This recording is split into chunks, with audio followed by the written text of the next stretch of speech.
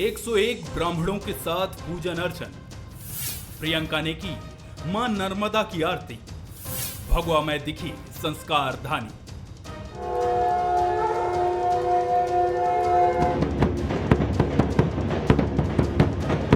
अमूमन ये तस्वीरें भारतीय जनता पार्टी के आयोजन में नजर आती हैं, लेकिन कुछ इसी राह पर अब कांग्रेस भी चलती नजर आ रही है। संस्कारधानी जबलपुर में जब प्रियंका गांधी चुनावी सभा करने आई तो पूरा शहर भगवा रंग, हनुमान और हिंदुत्व से पटा था। प्रियंका ने करीब 20 मिनट तक मां नर्मदा की पूजा आरती की। जब प्रियंका भाषण देने आई तो उसमें भी संस्कार और संस्कृति की बात उठाई। प्रियंका बीजेपी पर हिंदुत्व को लेकर हमलावर हुई तो सरकार बनने पर 5 गारंटी देने से भी नहीं चूकी। वहीं कमलनाथ फिर से ये कहते नजर आए कि मैं हिंदू हूं लेकिन बेवकूफ नहीं। महिलाओं को 1500 रुपए प्रति माह दिलवाया जाएगा। गैस का सिलेंडर 1000 रुपए का नहीं, 500 रुपए का आपको मिलेगा। आपके लिए 100 यूनिट बिजली माफ होंगे सबके लिए। 200 यूनिट बिजली बिल की माफ होगी, मतलब आधी। हम मध्य प्रदेश में भी पुराना पेंशन लागू करेंगे। धर्म विचार का विषय है, आचार का विषय है, धर्म प्रचार का विषय नहीं है। भारतीय जनता पार्टी जो इसे प्रचार का विषय बनाती है, मैं हिंदू हूँ, मैं गर्व से कहता हूँ मैं हिंदू हूँ, पर मैं बेवकूफ नहीं हूँ। प्रियंका के जबलपुर में शंखनाद करने को लेकर सियासी हलकों में पहले से ही सुगबुगाहट तेज थी। इसे महाकौशल के समीकरण और सॉफ्ट हिंदुत्व वाली पॉलिटिक्स से जोड़कर देखा जा रहा था, तो बीजेपी ने भी इसमें एंट्री ले ली। गृह मंत्री नरोत्तम मिश्रा ने कांग्रेस को चुनावी हिंदू बताया तो विश्वास सारंग ने इसे चुनावी छलावा। आपको नर्मदा मैया या गंगा मैया की याद चुनाव पे ही क्यों आती है? 5 साल पहले आई हो, फिर आ गई चुनाव पे आप। ये चुनावी हिंदू हैं आप, ये सब समझते हैं। गंगा जी में डुबकी लगाई थी तो 2 सीट आई थी पूरे उत्तर प्रदेश में 400 में से, और यही हाल मध्य प्रदेश में होने वाला है। प्रियंका जी मध्य प्रदेश में आई हैं फिर चुनावी छलावा करने के लिए। 5 साल पहले उनके भाई भी आए थे।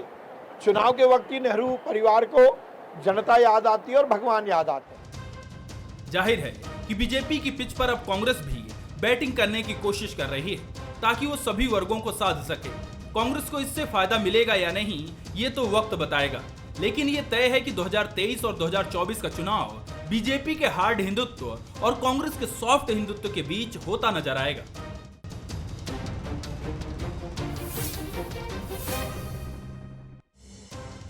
बंसल न्यूज के सवाल नंबर 1, क्या बीजेपी की हिंदुत्व वाली पिच पर कांग्रेस टिक पाएगी? सवाल नंबर 2, सॉफ्ट हिंदुत्व के जरिए कांग्रेस क्या मैसेज देना चाहती है? सवाल नंबर 3, क्या हिंदुत्व ही 2023 और 24 के चुनाव का सबसे बड़ा मुद्दा होगा? नमस्कार, मैं हूं शरद द्विवेदी और आज का हमारा मुद्दा है हिंदुत्व की होड़। अगर हिंदुत्व या सनातन परंपरा के किसी बेहद जानकार, किसी ऐसे संत से हम बात करें जो, माफ़ कीजिएगा, संत के लिए ये कहना कितना उचित है मैं नहीं जानता, लेकिन फिर भी ये जो व्यूअर्स हैं उनके लिए मैं कह रहा हूँ कि जिन पर सबकी अटूट आस्था हो, आपकी हमारी भी और कांग्रेस और बीजेपी की भी, और उनसे पूछे कि हिंदुत्व क्या है, बहुत ही रोचक जवाब मिलेगा आपको। जाहिर है ये वर्गीकरण मीडिया का है, विश्लेषकों का है कि हार्ड हिंदुत्व, सॉफ्ट हिंदुत्व। हिंदुत्व एक जीवन शैली है ऐसा कहना है सुप्रीम कोर्ट का, और हिंदुत्व तो हिंदुत्व ही है, वो एक जीवन शैली है जो सनातन परंपरा से निकल कर आती है। तो उसमें ना गरम दल है ना नरम दल है, उसका तो यही कहना है कि स्वयं को जानो, अपने भीतर प्रवेश करो, क्योंकि तुम्हारे भीतर ही आत्मा है और परमात्मा है। कहीं और जाने की ज़रूरत नहीं। कस्तूरी मृग की तरह भटको मत कि सुगंध कहाँ से आ रही है, सुगंध आपके भीतर ही है। लेकिन ये सुगंध अगर मोक्ष के रास्ते पर हम निकले हुए हैं और वास्तव में खुद को जानना चाहते हैं, वहाँ तक तो ये सुगंध और इसकी तैयारी, इसकी खोज बिल्कुल ठीक है। लेकिन राजनीति में जब हम प्रवेश करते हैं तो बहुत सारी चीज़ें बदल जाती हैं। और ये कहा भी जाता है कि साहब ये सियासत है, यहाँ सब कुछ जायज़ है। और फिर बहुत सारी परिभाषाएं बदलने लगती हैं, जैसे कुरुक्षेत्र में बदली थी। अभिमन्यु इतना तो जानते थे कि चक्रव्यूह को भेद सकते हैं, निकलेंगे कैसे ये गर्भ में वो नहीं सीख पाए थे। नहीं सीख पाए तो कौरवों का मंत्र था कि इसका फायदा उठाओ, नहीं तो ऐसा अपूर्व योद्धा तो जान ले लेगा।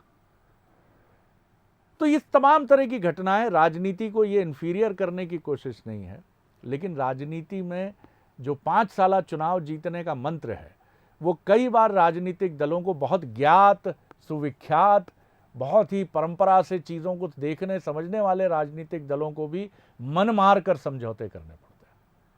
तो क्या हिंदुत्व एक ऐसा ही मसला है? आज इसी को देखने समझने की कोशिश करेंगे कि बीजेपी क्या नज़रिया रखती है, कांग्रेस क्या रखती है। प्रियंका जी जबलपुर आई हैं और कहकर गई हैं जो बातें, और जिस तरह का वहाँ मंजर था वो ऐसा लग ही नहीं रहा था कि कांग्रेस का कोई कार्यक्रम है।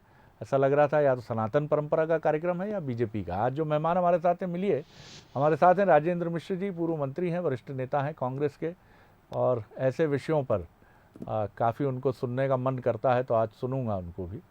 और तटस्थता की अपेक्षा तो नहीं करूंगा, लेकिन हाँ, ऐसा एक दर्शन भी कुछ सामने आए, और यही अपेक्षा पंकज जी से हैं जो जीवन प्रबंधन के भी गुरु हैं। क्योंकि अच्छा है दिल के साथ रहे पास बाने अक्ल, लेकिन कभी कभी इसे तन्हा भी छोड़ दे। हम सब कवच ओढ़े रहते हैं, मैं एंकर का कवच ओढ़कर बैठा हूँ, राजेंद्र जी कांग्रेस का, बीजेपी का, पंकज जी, मनोज जी भी एक पत्रकार का, लेकिन इसके अलावा भी हम कुछ हैं। देखिए, मैं फिर दार्शनिक हो गया। एंकर, अपनी हदों में रहो, सीधे मुद्दे पर आओ और मेहमानों की तरफ चलो। तो पंकज जी का भी बहुत हृदय से स्वागत, मनोज जी का बहुत स्वागत, हमारे एग्जीक्यूटिव एडिटर हैं। और मेरी बातों पर अक्सर वो अचंभित हो जाते हैं कि ये फिर भटक गया लाइन से। पहली लाइन पर आप ही मुझे लेकर आइए मनोज जी, बताइए, समझाइए कि इस जबलपुर के दौरे हिंदुत्व को लेकर छिड़ी बहस के क्या मायने निकाले हम। देखिए, मुझे लग रहा है शरद जी, जितना हम समझ पा रहे हैं कि एक तो अब सॉफ्ट हिंदुत्व जो शब्द का, लफ्ज़ का हम इस्तेमाल करते हैं, उसको हटा देना चाहिए, क्योंकि अब तो हिंदुत्व की बात हो गई। बात वो हार्ड या सॉफ्ट की नहीं है, क्योंकि जिस लाइन पर भारतीय जनता पार्टी दिखाई देती थी, पूरी तरह कांग्रेस ने उसको अंगीकृत कर लिया। और उसके पीछे वजह भी आप समझने का प्रयास कीजिएगा। मैं भी जितना मैं समझ पा रहा हूँ कि 70% वो वोटर है जो हिंदुत्व है, और जो दूसरा वर्ग जिस पर लगातार आरोप लगते रहे कि भारतीय जनता पार्टी उसकी बात करती, तो मुझे लगता है कांग्रेस अब उस वर्ग को भी समझा पाने में सफल हो गई है कि आप, यदि हम हिंदुत्व की बात करेंगे तो 30% आप भी हमारे साथ रहेंगे, लेकिन यदि हम 70% को ना संभाल पाए तो फिर बड़ा मुश्किल हो जाएगा। जैसा हमने देखा 18 के चुनाव में देखा, 23 के चुनाव में देखा, माफ करिएगा 19 के चुनाव में देखा, और अब बारी 23 की है। तो एक हिंदुत्व के साथ कांग्रेस भी बढ़ना चाहती है। उसके बहुत सारे आज उदाहरण देखने को मिले, चाहे नर्मदा की पूजा हो ब्राह्मणों के साथ। लेकिन एक बात जरूर ठिठक जाती, कहीं जो उम्मीद थी कि मुख्यमंत्री शिवराज सिंह चौहान एक बड़ा मास्टर स्ट्रोक 2 दिन पहले दिखाई दिए, जिसमें उन्होंने बढ़ाकर ये बात कही कि 3,000 रुपये दिए जाएंगे महिला को, धीरे धीरे कर सनी उसमें पैसा जोड़ा जाएगा। तो शायद एक उम्मीद की जा रही थी कि प्रियंका जब मंच पर होंगी तो कुछ नया देखने को मिलेगा। लेकिन उन्होंने वही 5 बातों की गारंटी ली, जिसका जिक्र हम बार बार कर चुके हैं, चाहे वो 500 रुपये गैस सिलेंडर के हो, 1500 रुपये महिलाओं को देने की बात हो, पेंशन योजना की बात हो, तो ये सब चीज़ें दिखाई दी। लेकिन हिंदुत्व के साथ ये भी अब बताना पड़ेगा, क्योंकि भारतीय जनता पार्टी हिंदुत्व से अलग हटकर एक बड़ी लाइन पर चल पड़ी, जो शिवराज जी ने 2 दिन पहले अपना मास्टर स्ट्रोक दिखाया, जितना मुझे समझ आ रहा है। पंकज जी, आप किस तरह देखते हैं जिस तरह मंत्रोच्चार, माँ नर्मदा अभिषेक, पूजा अर्चना, नर्मदा आरती, बिल्कुल ठीक बात है, किसी एक पार्टी का कॉपीराइट नहीं है इस पर। और आप अक्सर बीजेपी ये कहती है, हमें तो प्रसन्नता होती है जब कांग्रेस भी बहुत खुलकर स्पष्ट रूप से अपने इन सनातन परंपरा के अपने आग्रही स्वरूप को प्रदर्शित करती है या सहज रूप से दर्शाती है, तो अच्छी बात है। बहरहाल, लेकिन यहाँ राजनीतिक मायने भी हैं। 2023 का चुनाव खड़ा है, और जिस तरह प्रियंका जी का दौरा पहला हुआ है, तो इस बार कमान 2018 की तरह राहुल जी नहीं, प्रियंका जी संभालेंगी। जिस तरह हिमाचल और कर्नाटक में भी उनका साफ और एक स्टार कैंपेनर का रूप हमने देखा है। जी देखिए, प्रियंका वाड्रा जी क्या करती हैं, कैसे करती हैं, क्यों करती हैं, कांग्रेस के विषय शरद जी, और कांग्रेस को इस बात की पूर्ण स्वतंत्रता है। शरद जी, जहाँ तक मैं हिंदू और हिंदुत्व को समझता हूँ शरद जी, तो हिंदुत्व में कोई होड़ होती नहीं सर। हिंदुत्व एक ऐसी दौड़ है जिसमें सब बिल्कुल साथ सही दौड़ते कह हैं रहे हैं। सर। ठीक। कोई प्रतिस्पर्धा है ही नहीं जी। सर। स्पर्धा, प्रतिस्पर्धा, होड़, भाग दौड़, खींचतान, धक्का मुक्की, ये हिंदू और हिंदुत्व है ही नहीं सर। जो संस्कार वसुधैव कुटुंबकम की बात करते हो कि संपूर्ण धरा हमारा परिवार है सर, वो होड़ कैसी सर? तो यदि कांग्रेस इस भ्रम में है कि वो किसी प्रकार की होड़ में है, तो कांग्रेस की गलतफहमी है, भ्रम है। शायद जनता दूर करेगी, हम लोग तो क्या दूर कर पाएंगे। और जैसा आपने कहा कि कांग्रेस को शरद जी अधिकार है, पर शरद जी सवाल तब खड़े होते हैं जब कांग्रेस के कुछ नेता, कांग्रेस की सरकार, वहां से शुरू करता हूं, मनमोहन सिंह जी की सरकार, कमलनाथ जी सरकार के मंत्री, वो सरकार सुप्रीम कोर्ट में एफिडेविट देती, शपथ देती है कि राम सेतु काल्पनिक है, प्रभु श्री राम काल्पनिक है। हिंदुत्व का कांग्रेस की हिंदुओं के प्रति, सनातन आस्था के प्रति इनका प्रमाण। कांग्रेस पार्टी के मध्य प्रदेश के बड़े नेता दिग्विजय सिंह जी, उन्होंने दुनिया को हिंदू और हिंदू आतंकवाद और भगवा आतंकवाद शब्द देने वाले दिग्विजय सिंह जी। कांग्रेस के एक और नेता है सलमान खुर्शीद जी। वो सलमान खुर्शीद जी, उनकी किताब आज भी बाजार में, उसमें लिखा हुआ है कि हिंदू धर्म जो है वो ISIS और बोको हराम के समान। ये वही कांग्रेस पार्टी शरद जी जिसके नेताओं ने राम नाम में, राम काज में सदा बाधा डाली। ये लोग वो थे जो विभाजित ढांचे के पक्ष में खड़े थे, मंदिर निर्माण में बाधक थे, साधक नहीं थे ये। तो और फिर 5 साल के बाद फिर दोबारा भैया दीदी मध्य प्रदेश आएंगे, मंदिर जाएंगे, नदियों में डुबकी लगाएंगे। इसको कहते हैं शरद जी पाखंड और ढोंग। और जैसा दीदी प्रियंका वाड्रा ने ढोंग किया, वो सबके सामने दीदी ने आरती करी, तनखा जी को आरती पकड़ाई, आरती ले ली। दीदी आरती ठंडी की जाती है, ठंडी करके ईश्वर को, मां को समर्पित की जाती है, फिर ली जाती है। और सर जी क्या सनातनी संस्कार है ही नहीं? तो ये अभाव रहेगा। आप जब भी दिखावा करने जाएंगे, पाखंड करने जाएंगे, ढोंग करने जाएंगे, तो ऐसी त्रुटि होगी। तो हिंदुत्व तो सर सॉफ्ट और हार्ड है नहीं सर। हिंदुत्व एक ही सर, प्राणियों में सद्भावना हो, विश्व का कल्याण हो सर, सकल भारत एक सर, सबका साथ, सबका विकास, सबका विश्वास और सबका प्रयास, यही तो अवधारणा सर हिंदुत्व। राजन जी आपने सुनी बात बीजेपी की तरफ से पंकज जी की, इसके पहले मनोज जी की भी, और इस खाकसार ने भी जो कुछ कहा उसको भी सुना आपने जी। अच्छा लग रहा है आज बैठ के बातचीत करने में। पंकज जी के अंदर हम निवास करते हैं, बाहर उनका बड़ी नया चोला है, तो ये काम कर रहा है जी। जो सब्जेक्ट आज आपने रखा है वो निश्चित रूप से बहुत मौजूद है। और मैं केवल इतना ही आपसे कहना चाहता हूँ कि प्रियंका जी ने वर्णात्मक शैली में बहुत अच्छे तरीके से सारे विषयों को अपनी सभा में बहुत अच्छे तरीके से उन्होंने रखा है। और भारतीय जनता पार्टी के उस सुशासन का जो बीजेपी कहती है 17-18 वर्षों का, उसकी कलई उन्होंने एक एक करके अपनी बात को इन्होंने कहा कि मेरी सरकार आती है तो मैं इन 5 मुद्दों पर सबसे पहले मैं काम करूंगी। उसको भी उन्होंने तरीके से गिनाया, एक एक करके गिनाया। और साथ ही साथ किसानों के विषय में, दलितों के विषय में, आदिवासियों के विषय में, महिलाओं के विषय में, इस सरकार ने इन महीनों में 17-18 महीने की, 17-18 वर्षों की महीनों की ये जो सरकार है, इस पर भी प्रियंका जी ने बहुत अच्छे तरीके से सारी बातों को यहाँ पर रखा। और मुझे जो लगता है, मैं आपसे एक ही निवेदन करना चाहता हूँ, सब्जेक्ट आपका जरूर है, लेकिन पिछले 2-3 दिनों से मैं भी जबलपुर में ही हूँ, और जितना मैंने देखा, जितना तिरंगा से पटा हुआ शहर जबलपुर का दिखाई पड़ा है, मैं उन संत का नाम नहीं लेना चाहता। कल उनके पास में बैठा हुआ था नर्मदा जी के किनारे में, उन्होंने बहुत साफ शब्दों में कहा कि इतना बढ़िया जबलपुर को सजाया गया है, खास करके नर्मदा के किनारे किनारे जहाँ से इस रैली को गुजरना है, ऐसा स्वागत तो प्रधानमंत्री का कभी हम लोगों ने नहीं देखा। तो मेरा कहने का आशय यह है कि ये एक उत्साह का माहौल है, एक वातावरण है। और उस उत्साह के उस वातावरण में जैसा मैंने कहा कि प्रियंका जी के आने से कार्यकर्ताओं का मनोबल बढ़ा है और बहुत अच्छे तरीके से चीजों को। आप ये बताएं, हम जैसा आदमी जो रीवा से चल करके गया नर्मदा जी के, रात 12 बजे मैं भी दर्शन करने गया, कौन ऐसा व्यक्ति होगा? वोट के राजनीति का प्रश्न नहीं है, प्रश्न आस्था का है। हर चीज वोट से जोड़ करके देखने का स्वभाव भारतीय जनता पार्टी ने बनाया है। इसलिए इस विषय पर न जाते हुए जिन कामों को जिस तरीके से किया गया है उसी रूप में उसको लेना चाहिए और लेकर के आने वाले समय में मुद्दों पर जो काम आपने किए वो आप अपने काम की नाम है। आप ये साफ है राजेंद्र जी कि अगर जबलपुर में या जहां नर्मदा मैया है मध्य प्रदेश में वहां होगा तो पहले पूजा अर्चना भी होगी, जो शायद पहले कांग्रेस में हम नहीं देखते थे, या आप कह सकते हैं कि नहीं होती थी या हमारी दृष्टि नहीं होती थी मीडिया की। लेकिन अब आप भी गाजे बाजे के साथ मां नर्मदा जी की पूजा अर्चना में शामिल होंगे और मुद्दों की राजनीति भी करेंगे, यही आशा है आपका?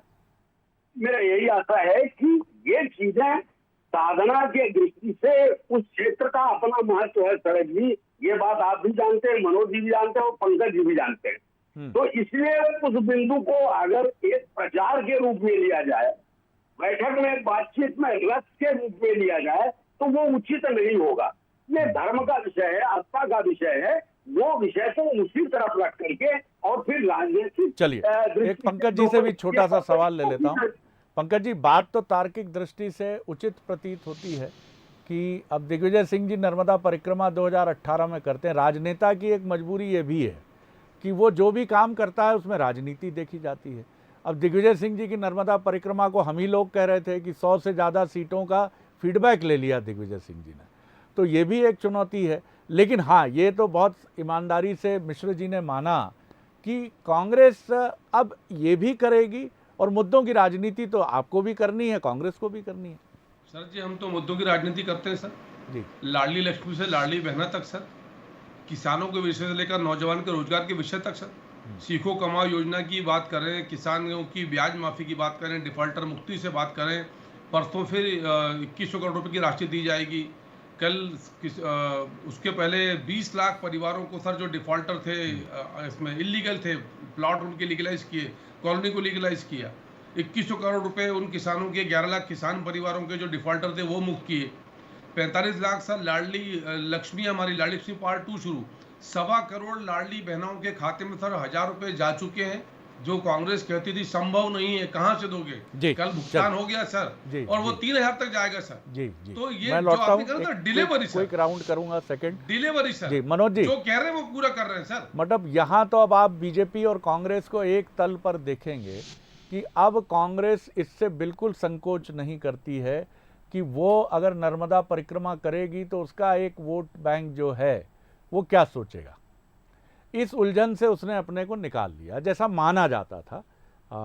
एक परसेप्शन, कॉमन परसेप्शन था कि कांग्रेस इसलिए झिझकती है कि वो नहीं चाहती, वो सो कॉल्ड सेक्युलरिज्म की पार्टी है, वो धर्मनिरपेक्षतावाद का प्रतिनिधित्व करती है।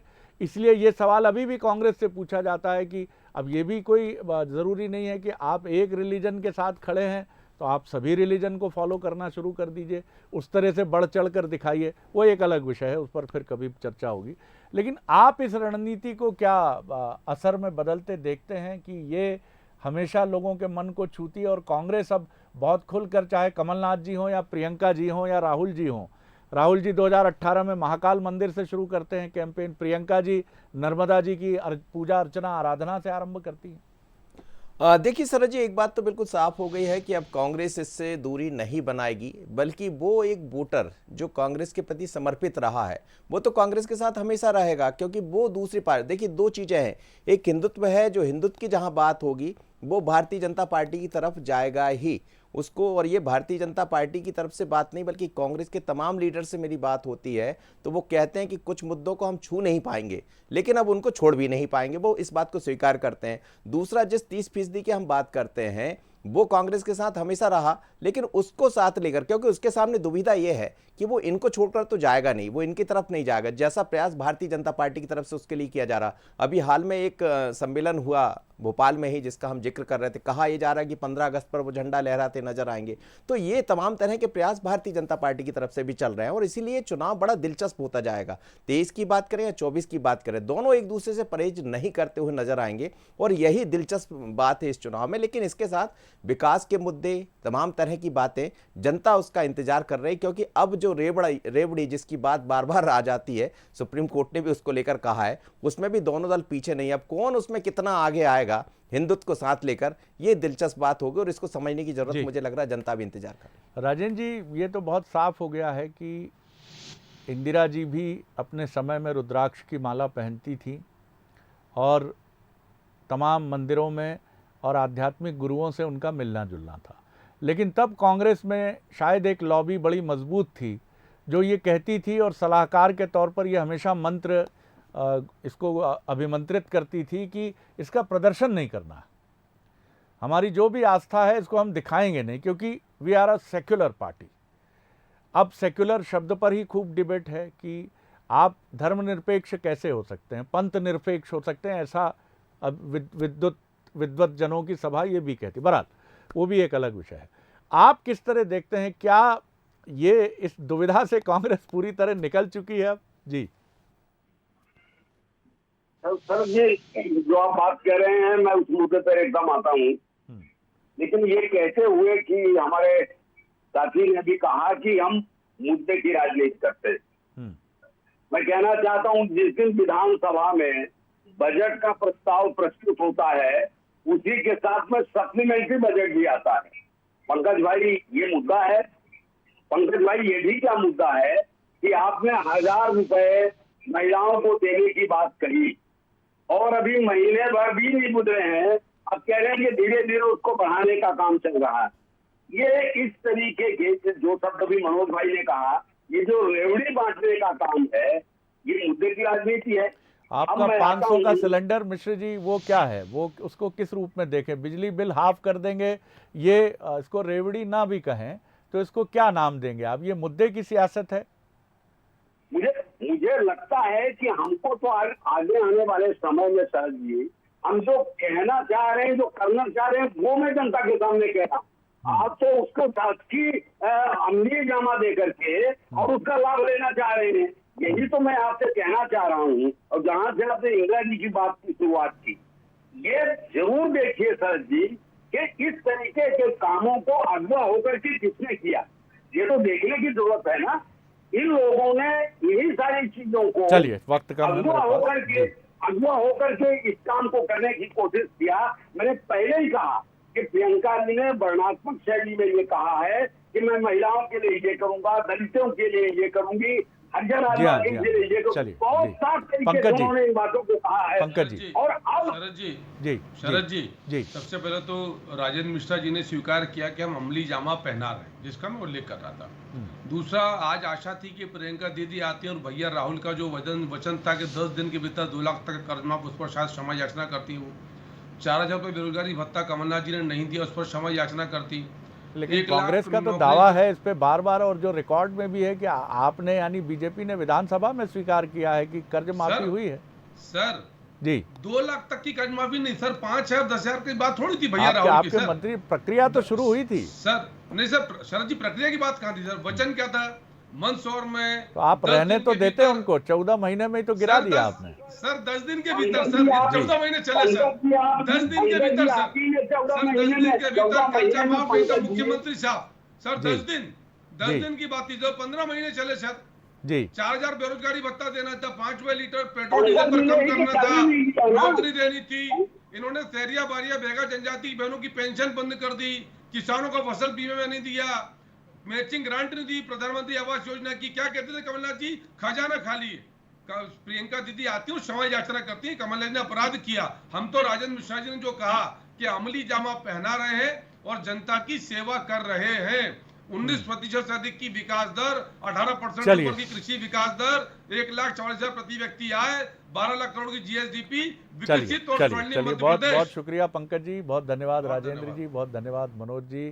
तो बेहिचक आप कह सकते हैं कि मध्य प्रदेश की राजनीति में आने वाले समय में आपको सनातन परंपरा के जो बिंदु हैं, जो पूजा अर्चना के दृश्य हैं, या आपको दोनों ही पार्टियों में ऐसे देखकर मिलेंगे कि अगर आप किसी ट्रेन से गुजर रहे हैं, बस से गुजर रहे हैं और उस पार्टी का झंडा कांग्रेस और बीजेपी ही है मध्य प्रदेश में, और आप झंडा नहीं देख पाएँ तो आप अंदाज़ा नहीं लगा पाएंगे कि किस राजनीतिक दल का कार्यक्रम। आप हो सकता है आप सोच रहे हो कि बीजेपी का है, और जब आप अपने गंतव्य पे पहुँचे कि बड़ी भीड़ थी वहाँ तो बोले हाँ कांग्रेस का कार्यक्रम था ना।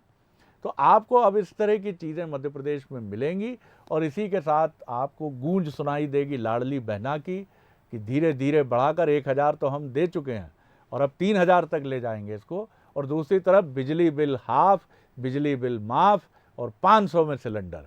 तैयार हो जाइए सर, लोकतंत्र का यही आकर्षण है और यही खूबसूरती है